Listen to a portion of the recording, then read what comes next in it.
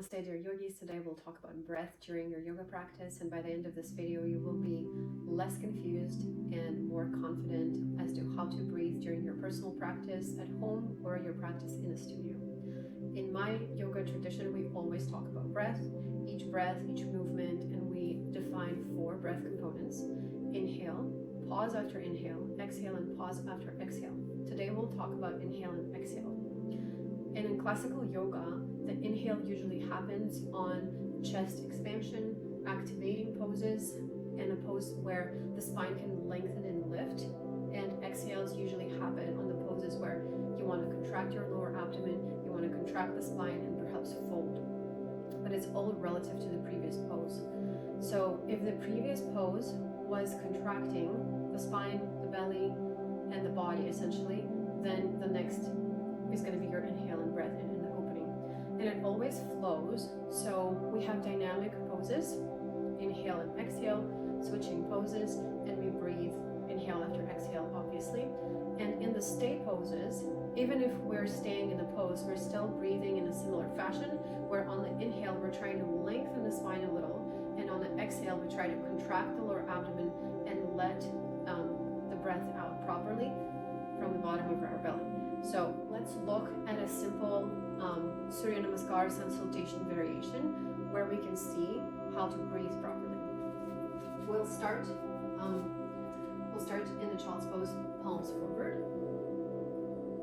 As you inhale here, come to all fours, and you see immediately my spine is lengthening in this pose. As you exhale, tuck your toes, come to down dog. And in down dog, it's really comfortable for me to contract my lower abdomen in and up. Then I inhale and I come to upward facing dog. Here you can see my chest is opening, my spine is lengthening. And as I exhale, I'll go back to child's pose. On my next inhale, I'm going to come onto my knees and bring the arms overhead. Inhale. You can see in this pose, it's not really comfortable to contract my belly, right? I'm opening my chest, I'm lengthening through the crown, I'm lengthening my spine, I'm activating, so it's always an inhale. And as I exhale, I can come down. And you can see again how here, it's comfortable to tuck the tailbone, it's comfortable to contract my lower abdomen in and up. Just a simple variation to give you a taste of how it goes in the dynamic poses. Now let's look at a static pose. Let's say we're in a forward fold, and we're here, just a soft variation, the knees are bent. And how do we breathe here? Every inhale, it's a micro movement to lengthen through the crown, lengthen my spine, and you can see as I do that, I create more space in my chest. And as I exhale here, I contract my lower abdomen in and up, which makes me go deeper in my fold.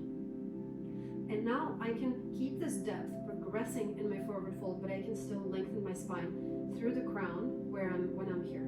Inhale. And exhale, contract the belly. Again, I can fold a little deeper this time, but I'm still keeping the breathing pattern. Inhaling. And exhaling. So you can see that this principle can be applied both in dynamic and in static poses. Why is it so important to know how to breathe? Because yoga is a meditation, it's a moving meditation. And one of the definitions of yoga is the union of body, breath, and mind. So when the body moves and we breathe, and the mind is focusing on the body sensation, is it comfortable, is it steady, but it's also focusing on the breathing pattern, always lengthening the breath, extending the inhales and exhales, knowing what will be my next movement, and is it a breath in or is it a breath out. Here you can truly see the union between mind, body, and breath, and that becomes a moving meditation. In my videos, you'll always notice that I provide breathing instructions at all times because how important breath is. If we simply stretch without mindfully breathing and without extending our inhales and exhales, unfortunately that is not yoga. Maybe it's a workout, maybe it's a gymnastics routine, but it's not yoga. Yoga is always focusing on the breath, because the breath can get to the parts of the body where no one and nothing else can get. The breath can release the tension in the mind and in the body to a point where nothing else can. That's how important breath is for yoga. So just remember that pattern of expansion on the inhale, of lengthening the spine on the inhale, and of contraction on the next pose, where you contract your belly, where you close the body relative to the previous pose. I hope this helps you, and I'll see you on the mat. Namaste.